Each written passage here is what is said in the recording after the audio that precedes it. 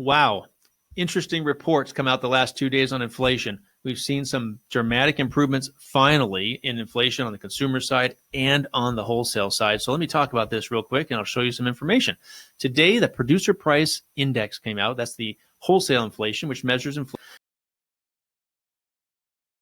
And it was essentially flat. Expectations were that from May to June, there'd be a 0.2% inflation. There's only 0.1%, 0.1% of inflation, which is essentially nothing. And then year over year, from June to June, it fell from 0.9%, almost 1% inflation, down to 0.1%. So again, wholesale inflation almost doesn't exist right now. It's flat, which is great news. Now, that's a follow-up on what happened yesterday. So yesterday, what happens, we had the consumer price index, which affects you and I, right? That's what we feel as a consumer. Here's some of the numbers from that.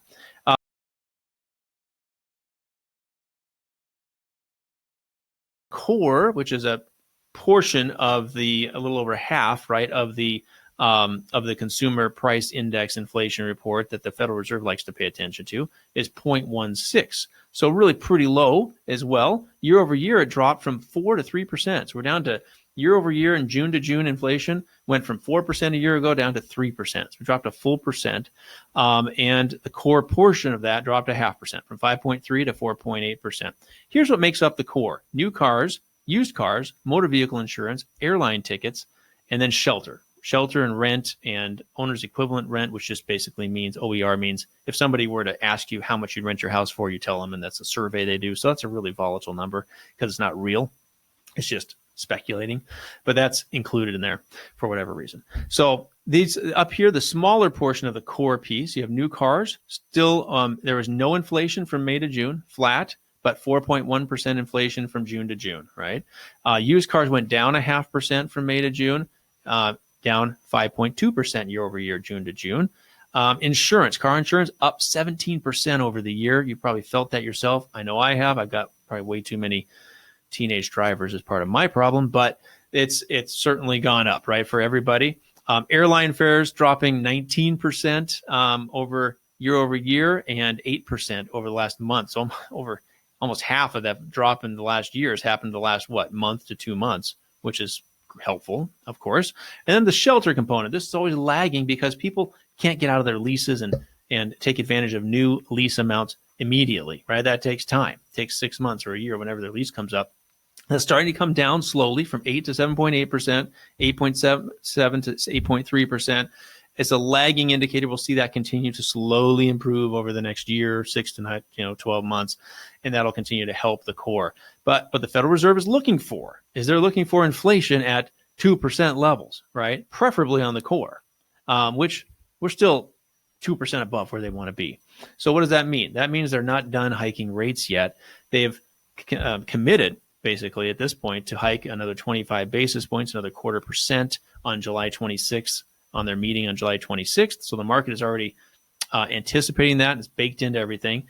The next meeting is September, and 80% of market participants that are being surveyed are saying, hey, we don't think they're going to raise the rates again in September because things have come down so fast. We're starting to on the inflation side.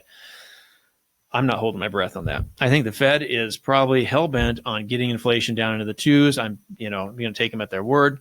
Jerome Powell at his word, and we probably will see another 25 basis point increase in September, but we shall see. So let's see what that has done for rates. So today, as you can see here, mortgage-backed securities, this is UMBS, Universal Mortgage-Backed Security 30-year bond, has gone up 45 basis points, up meaning in price, which is good news. That means it's come down in yield and rate. The 10-year Treasury has come down in yield by 10 basis points. That's good because mortgage-backed securities tend to follow the 10-year Treasury. So here's what the chart looks like the past 3 months.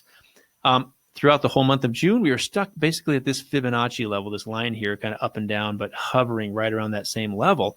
And then when some employment reports came out last week, and the week before that, the Federal Reserve was talking tough about raising interest rates more, the market reacted very negatively to all of these inputs.